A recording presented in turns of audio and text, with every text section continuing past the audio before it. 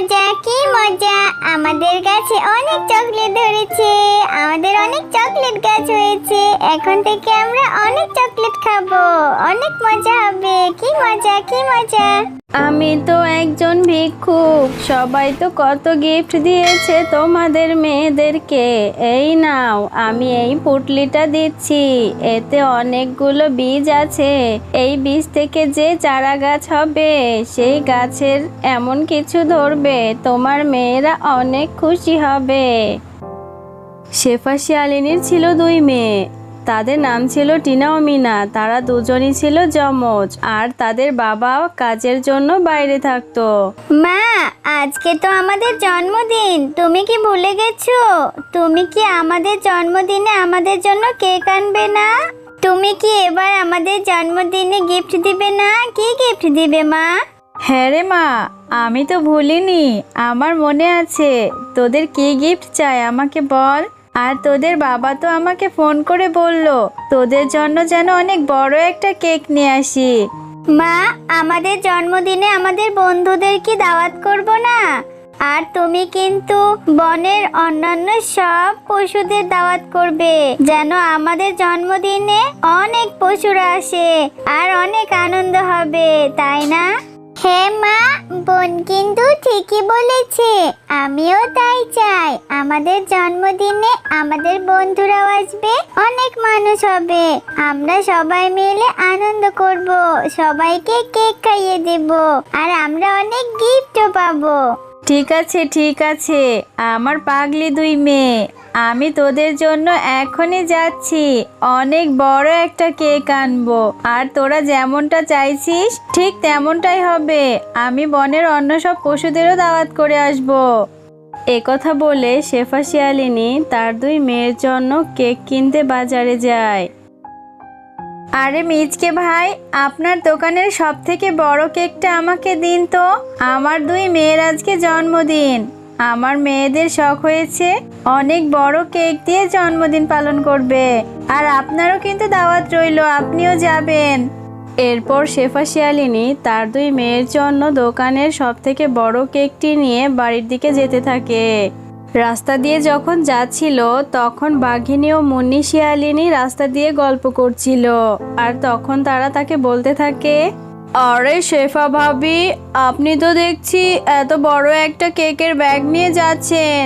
তা কেক নিয়ে কোথায় যাচ্ছেন? বাড়িতে কি কোনো জন্মদিনের অনুষ্ঠান আছে নাকি? আর আমাদের কি দাওয়াত করবেন না, নাকি একা একাই খাবেন? আরে মুন্নি ভাবি, আপনি এভাবে বলছেন কেন? আমি এমনিতেও আপনাদের দাওয়াত দিতাম। আমার 2 মেয়ের ইচ্ছে হয়েছে ওদের জন্মদিনে অনেক বড় কেক নিব, আর বনের সমস্ত পশুদের দাওয়াত করব। আপনারা অবশ্যই যাবেন। হ্যাঁ ভাবি, অবশ্যই যাব, কেন যাব না। আর আপনারা এত বড় করে অনুষ্ঠান করে বনের সব পশুদেরই খাওয়াচ্ছেন।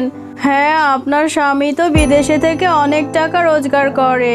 আপনারা সবই পারেন ভাবি। এভাবে বলছেন কেন মুন্নি ভাবি?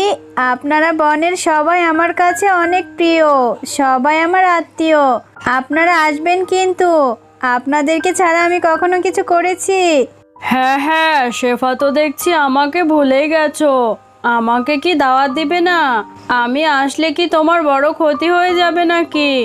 আমাকে তো একবারও যেতে বললে না। ঠিক আছে বাপু, আমি যাব না তোমাদের বাড়িতে। আরে বাঘিনী মামি, আপনি রাগ করছেন কেন?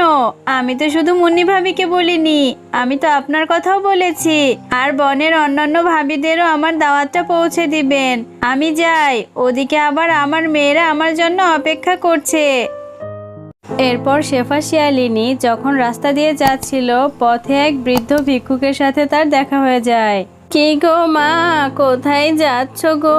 এই বৃদ্ধা ভিক্ষুককে কিছু সাহায্য করো না। আর তোমার হাতে এটা কি দেখছি? মনে হচ্ছে এটা কোনো দামি কিছু হবে। এটা কি নিয়ে যাচ্ছ গো মা? আরে বুড়িমা, এটার মধ্যে যে জন্মদিনের কেক আছে। আজ আমার 2 মেয়ের জন্মদিন। ওরা আবদার করেছে ওদের জন্মদিনে যেন অনেক বড় কেক নেই আর সবাইকে দাওয়াত করি। আপনারও দাওয়াত রইল আমাদের বাড়িতে। আপনি কিন্তু ওদের জন্মদিনে চলে আসবেন আর এসে আমার 2 মেয়েকে মন ভরে দোয়া করে দিয়ে যাবেন। আমি তো কখনো জন্মদিনের অনুষ্ঠানে যাইনি গো মা। শুনেছি সেখানে নাকি অনেক বড় লোক মেহমান থাকে। আমি কোনোদিন জন্মদিনের কেকও খাইনি।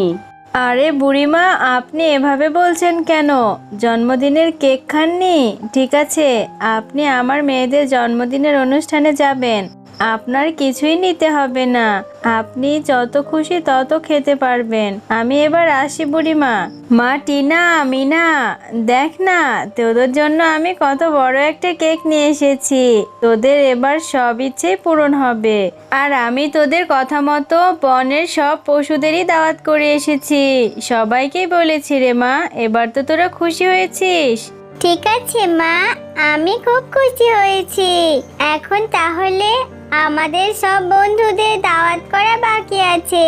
আমার বন্ধুরা আমাদের জন্মদিনে আসলে অনেক খুশি হব, ওরাও অনেক খুশি হবে। আমরা তাহলে ওদের গিয়ে দাওয়াত করে আসি মা। ঠিক আছে মা, তাহলে তোরা যা, তোদের সব বন্ধুদের দাওয়াত করে আয়। এখন যদি তোর বাবা দেশে থাকতো তাহলে তোর বাবা থাকলে অনেক খুশি হতো রে মা। তোর বাবাকে ছাড়া কি করে যে তোদের জন্মদিনটা সামলাবো কে জানে। বোন তাড়াতাড়ি আয়, আমাদের বন্ধুরা যে খেলার মাঠে চলে এসেছে। তাড়াতাড়ি গিয়ে ওদের সবাইকে দাওয়াত দিতে হবে, তো না হলে ওরা সবাই চলে যাবে। টিকু, বান্টি, আজ আমরা খেলবো না। আজ আমাদের জন্মদিন, তোদেরকে আমরা দাওয়াত করতে এসেছি। তোরা কিন্তু অবশ্যই চলে আসবি আমাদের বাড়িতে, আর অন্য বন্ধুদেরও কিন্তু বলে দিবি। এরপর টিনা ও মিনার জন্মদিনে বনের অনেক পশুরাই সেখানে জন্মদিনের গিফট নিয়ে আসতে থাকে। আরে আরে বাঘিনী ভাবি, ওই যে দেখুন না, শেফা ভাবি দেখছি ওই বৃদ্ধা ভিক্ষুককেও দাওয়াত করেছে। এই ভিক্ষুককে আবার কেন আমাদের সাথে ইনভাইট করলো? আগে জানলে আমি আসতাম না বাবু।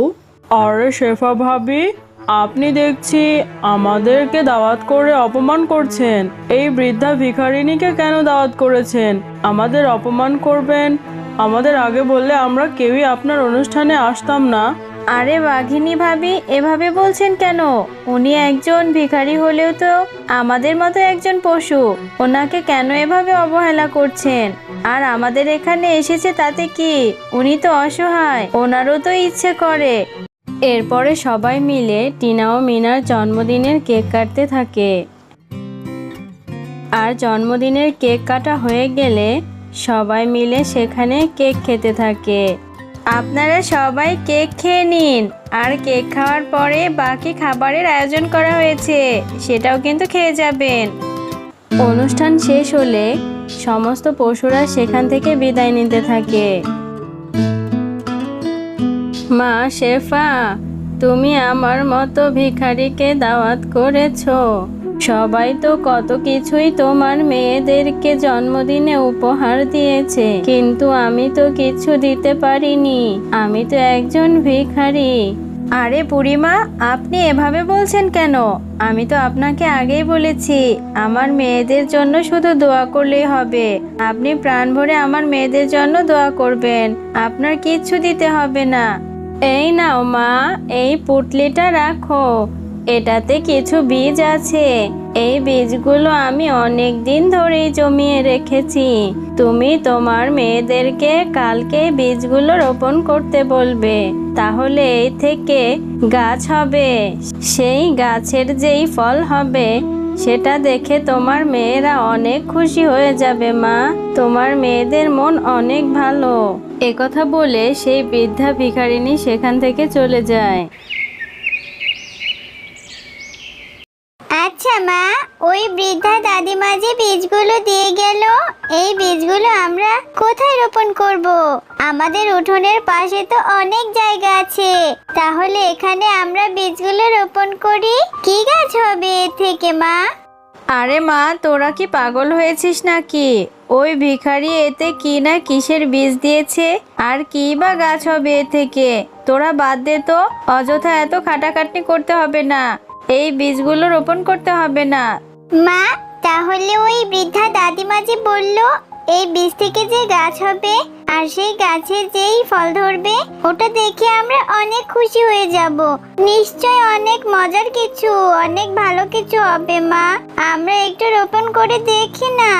ঠিক আছে, তোরা দুই বোন যেহেতু এত করে বলছিস আর আমার কোনো কথাও তোরা শুনবি নে, ঠিক আছে তোরা রোপণ করে দেখ। তোরা যদি পারিস বাপু, আমার তাতে কোনো সমস্যা নেই। আর তাড়াতাড়ি কর, এরপরে তোদের স্কুলে যাওয়ার সময় হয়ে যাচ্ছে তো। এরপর টিনা ও মিনা তারা দুই বোন বুড়িমায়ের দেওয়া সেই বীজগুলো তাদের বাড়ির উঠোনে রোপণ করতে থাকে।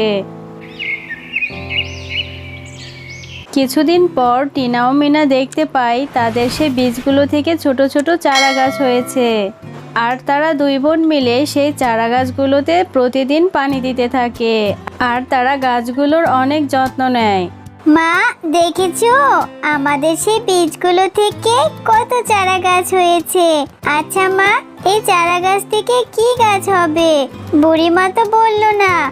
আমার যে খুবই জানতে ইচ্ছে করছে কি যে হবে এই গাছে। আমি যে কবে এই গাছের ফলন দেখতে পাবো। 1 মাস পর যখন টিনা ও মিনা দেখতে পায় তাদের সেই ছোট চারা গাছগুলো বড় হয়েছে আর সেই চারা গাছে অনেক চকলেট হয়েছে, তারা তো দেখে অনেক খুশি হয়ে যায়। কি মজা, কি মজা! আমাদের কাছে চকলেট হয়েছে, অনেক চকলেট হয়েছে। আমরা এখন রোজ রোজ অনেক চকলেট খেতে পারবো। আরে সত্যিই তো, এই চারা গাছগুলো থেকে তো দেখছি চকলেট হয়েছে। আর ওই বুড়িমা কি জাদু জানে নাকি? উনি তাহলে ভিক্ষা করে কেন? এত চকলেটের বীজ থাকতে উনি একজন ভিখারি। এই চকলেটগুলো বিক্রি করলেও তো উনি অনেক টাকা রোজগার করতে পারতো। আচ্ছা মা, আমরা তো এত চকলেট দুই বোন একা খেয়ে সারতে পারবো না। তাহলে এই গাছে যত চকলেট হবে, এই বনের যত বাচ্চারা আছে, আমরা সবাইকে ফ্রিতে চকলেট দেব। এরপর টিনা ও মিনা তারা দুই বোন তাদের সেই চকলেট গাছে যত চকলেট হতো বনের সমস্ত পশুদেরকে ফ্রিতে বিলিয়ে দিত।